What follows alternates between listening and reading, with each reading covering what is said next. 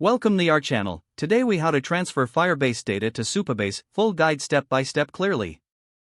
To transfer Firebase data to Supabase, start by assessing your Firebase database structure. Identify the collections or documents you want to migrate. Export your Firebase data using the Firebase console. Navigate to the Firebase console and select the database you want to export. Use the export option to download your data in JSON format. Next, prepare your Supabase environment. Create a new project in Supabase if you haven't done so already. Once your project is set up, navigate to the SQL editor. Review the structure of your Supabase tables. Now, it's time to transform your Firebase JSON data for compatibility with Supabase. Open the JSON file in a text editor to analyze its structure. Create a mapping of your Firebase fields to the corresponding Supabase table columns. Make any necessary changes to data types for compatibility.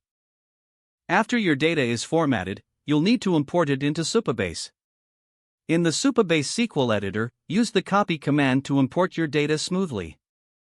Ensure your JSON data is correctly referenced in the command. Run the SQL command to load the data into the appropriate table.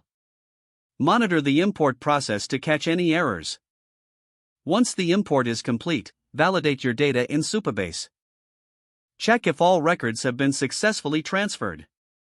You can execute basic queries to confirm the data integrity. Finally, update your application to point to the new Supabase database. Ensure that all functionality works seamlessly with the new data source. With these steps, you have successfully transferred your Firebase data to Supabase. If the page does not load, refresh the browser or try again in a private or incognito window.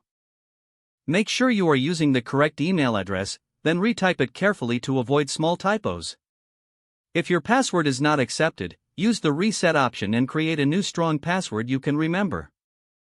Check your spam folder for verification or security emails, then complete any requested confirmation steps. Don't forget to like this video and subscribe to our channel for more step-by-step tech guides.